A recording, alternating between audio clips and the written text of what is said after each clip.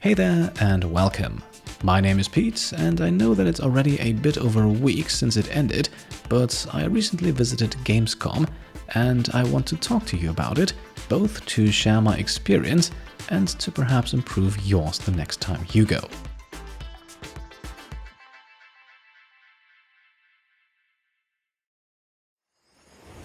Being a gaming YouTuber from Europe, visiting Gamescom in Cologne once a year seems like a no-brainer. Nonetheless, the last time I actually went to Gamescom was 13 years ago. This year, I went again, and needless to say, a lot has changed. And while I don't want to use this video to make a comparison, after all, my memories of that last visit are hazy at best, I do want to tell you about my experience, because on one hand, Gamescom was exciting and overwhelming and pretty close to how I remembered it, and on the other hand, there was also some pretty weird stuff that I personally did not enjoy all that much. I feel like this is important to mention though. All of this is my personal experience and my personal opinion. Others may see things differently, and that's completely fine.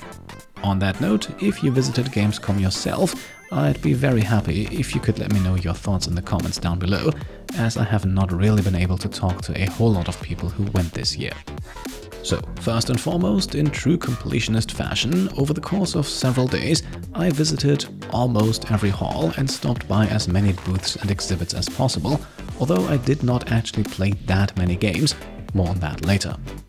Nonetheless, this video does not aim to be a comprehensive review of Gamescom. I don't want to influence your decision whether or not to go to Gamescom next year, but if you do, I'll try to leave you with a few take-home messages, if you will, just things that I think everyone should keep in mind if they plan a visit. Now, let's begin with actually gaining access, because while Gamescom did not want to officially accredit me as a creator, seems like I'm still not big enough for that, I was able to secure a trade visitor ticket and thus had access to the business area and could also visit one day earlier than most of the general public. And in hindsight, the way I handled that one-day advantage was probably the biggest regret I had about my visit. On Wednesday, that first trade visitor and media day, I spent far too much time in the business area, but without pre-arranged appointments or personal contacts, there was not much to be gained. I also realized, perhaps a little too late, that as a creator I may have a business interest in Gamescom, but the business area was for the most part not geared towards people like me. Yes, I did talk to a few folks, mostly from PR and marketing agencies that I've had contact with in the past, but overall the business area was just not for me, and I think it took a little too long for that to register. And that brings me to the point that I regret so much. I could have just gone straight to the entertainment area on that first day and played demos largely without waiting. Instead, I only ended up visiting one of the 4 entertainment area halls, and the one that arguably had the least to do with video gaming in the traditional sense, and I didn't realize what a privilege it was to be able to try out everything there without having to wait. In addition, simply having access to the much calmer, less hectic business area is in itself a pretty nice advantage. Even if you don't want to have any appointments there, the ability to simply get away from the crowds for a while is nice to have. So that would be my first takeaway, and something that you should take note of too. If for some reason you are in a position that allows you to get a trade visitor ticket, for example through your job or university, then I highly recommend you do so, even if it's a bit more expensive. And if you have the means to spend multiple days at Gamescom, try to use that Wednesday, the press and media day, to play as many games as possible and schedule your business meetings, if you have any, on other days.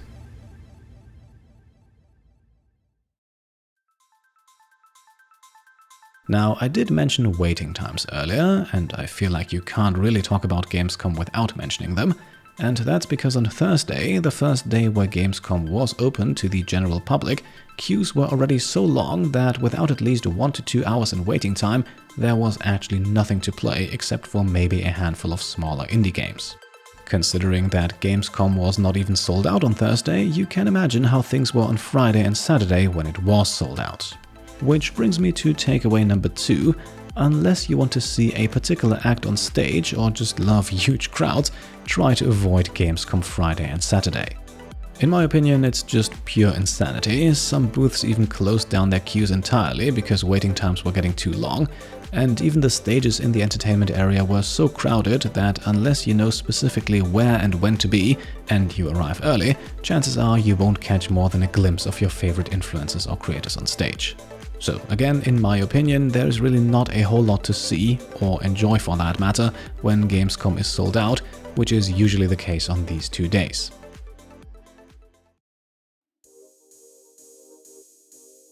With that being said, let's talk a bit about the things that you could potentially see, and I want to talk about the weird stuff first before I get to what I enjoyed, just to end on a positive note, because overall I think I still enjoyed my time. So what was weird? Well, my health insurance company was there, the German customs agency was there, as well as church youth organizations, Uber Eats, and a company selling electric razors. What did any of that have to do with gaming? I honestly have no idea, and it seemed to me like they didn't either, but they all seemed very keen to make some kind of connection to gaming to justify their presence, while others didn't even attempt that, and more or less admitted that they have nothing to do with gaming and simply use their presence to recruit people.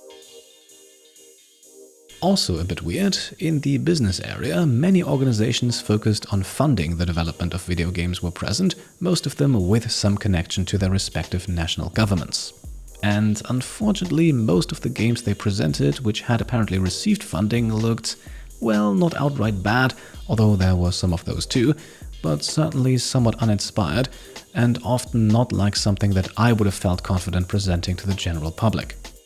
Now please don't get me wrong, not everything that was presented was bad, far from it, but when I walked around the exhibits of these various funding organizations, I often asked myself whether or not some of the games I saw really needed to be made, and who decided that they would be worth funding.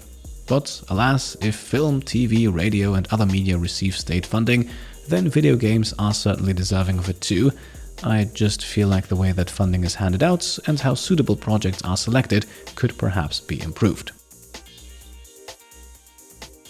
What else was there?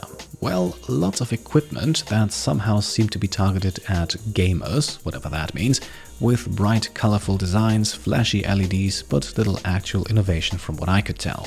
Style over substance was definitely my impression when it came to the numerous booths presenting gaming chairs, energy drinks or gamer supplements.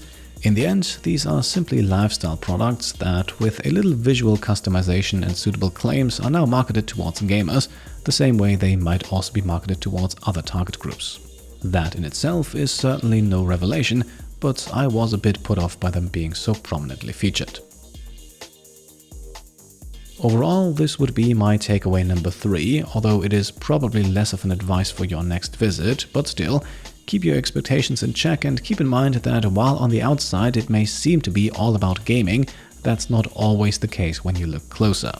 It seemed to me like a lot of brands have clearly understood that games are a thing and that the market is large and potentially lucrative, and that they should therefore be present. The fact that they don't really have anything to do with video games and therefore can't contribute much apart from fancy phrases and marketing gobbledygook is irrelevant. This is where I felt like Gamescom and its gaming focus were sadly watered down quite a bit. It was these rather corporate appearances that made me miss the passion for games, for the art form of video games. However, in this case, I'm actually not so much disappointed with the brands, but with Gamescom as an organization itself, which allows brands to appear here that are hardly interested in creating added value for the audience, but primarily for themselves.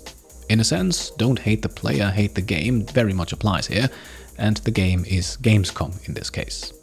In its present state, Gamescom is essentially an assortment of brands that have the financial means to afford being there, and to quote Tynan Sylvester, who I had the honor of talking to for a little while, being at Gamescom simply does not help you make a better game. Which brings me to a point that is perhaps somewhat connected to this. With brands, I can still understand that they want to use Gamescom for marketing purposes, but it did not stop there. At times, it felt like everyone wanted to market themselves, even the people visiting. Literally everywhere I went, there were people vlogging or streaming who were seemingly only at Gamescom to produce content. I actually followed a few of them around just out of curiosity. Don't worry, I kept a respectful distance. and it really felt like they had a checklist of stuff that they needed to get footage of. They never stopped to just take something in for themselves, didn't queue anywhere, didn't play anything, and overall felt more like a TV camera crew doing their job rather than someone who's actually interested in video games. And so in these situations it felt like everyone was some kind of professional creator or part of someone's crew, or at least believed they were, and it became this weird circle jerk of people just kind of filming each other with Gamescom as the backdrop, providing content to produce content. I often found myself asking, who wants to see all these Gamescom videos? And yes, I realized the irony of me now making a video about Gamescom myself, but to be fair, I was also there with a group of my students from university. I actually never intended to make a video, and I simply started writing down my impressions after a while. That is, by the way, also the reason why, apart from a few photos, you won't see a whole lot of footage in this video that I actually recorded myself. Which brings me to takeaway number 4, perhaps a small request. If you are a smaller creator, someone with a following, but someone who can still walk around Gamescom without constantly getting recognized, please rethink whether or not you really need to film, vlog, stream, or otherwise document every little detail. And don't get me wrong, I include myself in that group of smaller creators, but I was quickly becoming annoyed by having cameras shoved in my face every few minutes, and I know that by visiting Gamescom you kind of agree to that, but honestly I feel like we as creators should take a step back in these situations and ask ourselves if we really have anything worthwhile to add to what we're documenting, or if we're just recording content for the sake of recording content.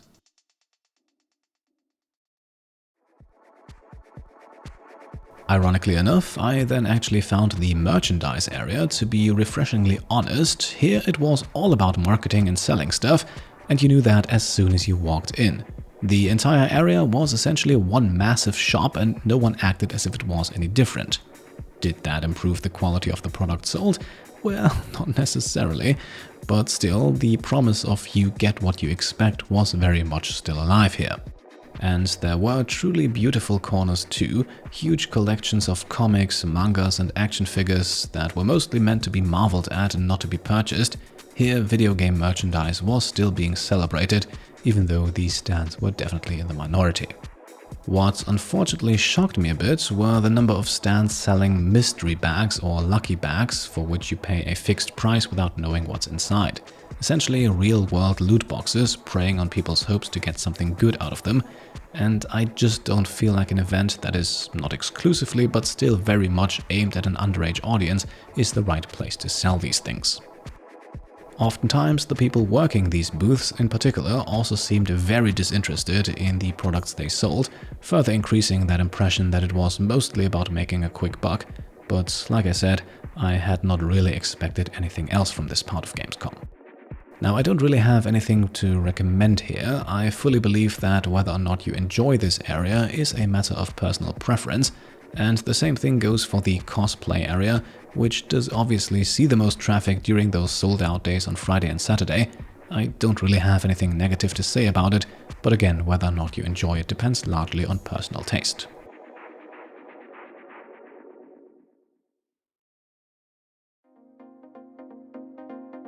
With that being said, as we now get into the second half of the video, there were of course also plenty of positives. Most of the entertainment area was exactly how I remembered it from 13 years ago, just a massive assortment of the most popular brands and the most hyped games out there, huge impressive exhibits, some of the most famous German video game YouTubers and streamers hyping up the crowds. It was certainly overwhelming at times, but for the most part it was all about gaming and the passion for this hobby and the people that drive it forward, and I find very little that's wrong with that.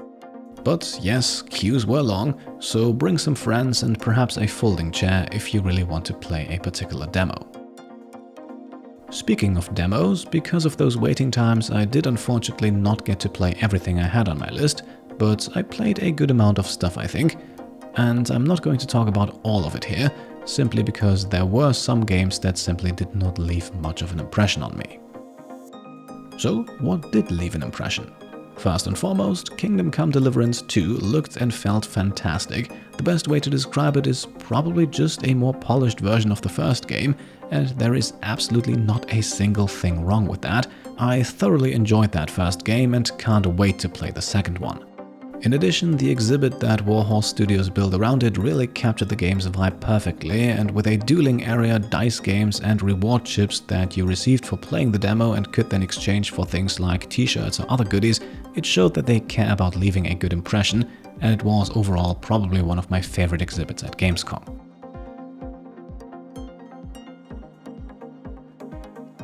I also really enjoyed the vibe around the booth for Planet Coaster 2.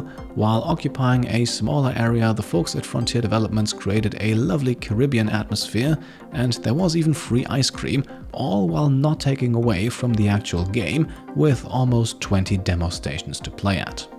Now, I'll admit, I didn't play much of the first game, but what I saw of its successor looked very detailed and played pretty intuitively. It probably won't have the economic depth that I perhaps would like to see from a true theme park simulation game, but as a theme park builder, it left a very good impression on me. Speaking of theme parks, I also played Mars Attracts, essentially a theme park management game in the Mars Attacks universe, where you build a theme park for the Martians and even get to capture humans for your exhibits. My first impression was that of a game that doesn't take itself too seriously, but still solidly executes the park building aspects. Graphics-wise, it's definitely more reminiscent of the old Roller Coaster or Zoo Tycoon games, and I think, once again, the economic depth will be similar to those games too, meaning that it shouldn't be too difficult to run a financially successful park. But I also feel that with a game like this, which wants to be a bit more humorous and lighthearted, a tough-as-nails business simulation is probably not the right fit anyway. Let's talk AAA. I also had a first taste of Star Wars Outlaws, which left an impression mostly because it was so aggressively marketed, not that that's a bad thing if the game is any good. Now, I didn't learn enough about the story to really comment on that aspect. Gameplay-wise, however, I had expected a bit more. Movement, animations and gunplay still looked a bit rough, and with the game now out for a few days, it seems like I'm not alone with that impression. What I really appreciated, however, I believe this was the only one of the larger demo booths that actually had a visitor entry, where you could watch other people play the game who had queued. Especially with queues being so long on Friday and Saturday, this was a lovely alternative for people to catch a first glimpse without needing to stand in line for several hours, and I wish that more exhibitors would implement it. One last game then that left an impression for all the wrong reasons, Cashbox, which, to be perfectly honest, felt like a straight-up scam. I mean, really, if you already call your game Cashbox and market it as the future of gaming, an NFT game developed on the blockchain that offers an unparalleled metaverse platform, yeah, I don't know what else to say. I guess congrats to ChatGPT for spitting out the hottest gaming buzzwords of 2020. But on a more serious note, once again, I also feel like it's on Gamescom as an organization to better check and screen its exhibitors, or to at least ask themselves if this is what should be exhibited.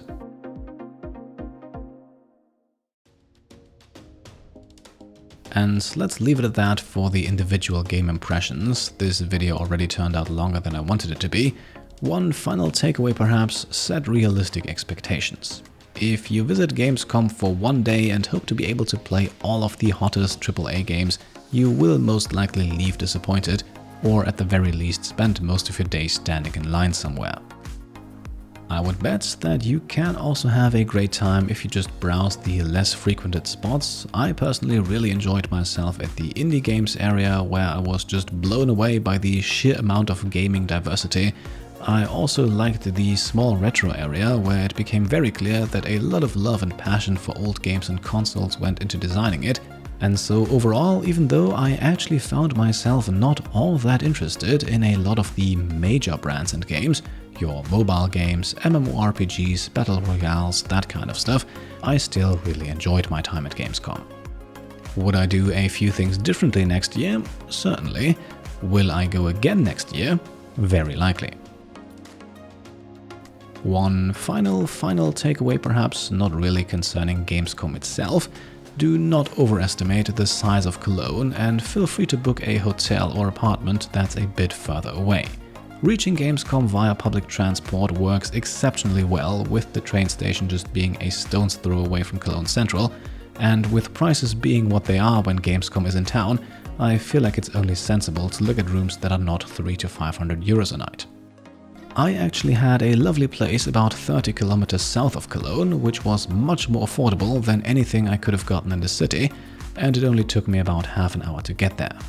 And yes, I know this may not be news to some of you, especially not to locals, but a few of the Americans I spoke to were surprised to learn that Cologne is not this big metropolis where you either stay directly in the city or be forced to have a 2-hour commute. And there are lots of lovely spots right around Cologne where prices are much cheaper, so try to look for those for your next visit. And with that, as we now approach the 20-minute mark, I'd say let's wrap things up for this one. Hopefully you found this video informative, perhaps even helpful for your next visit. If you did, then I would be very happy if you could leave a thumbs up. It's certainly not the type of video that I usually make, and it's probably not going to become a regular thing. I just took so many notes during my visit that I didn't just want to leave them there, and I guess this here is the final result. So, I hope you enjoyed it, and if you like what I'm doing and want to support me and my channel further, then you can of course go ahead and subscribe for more completionist content, grab some merch over on shop.petecomplete.com, or check out and maybe even pledge to the Pete Complete Patreon. Thank you all for watching, and I'll see you next time. Cheers.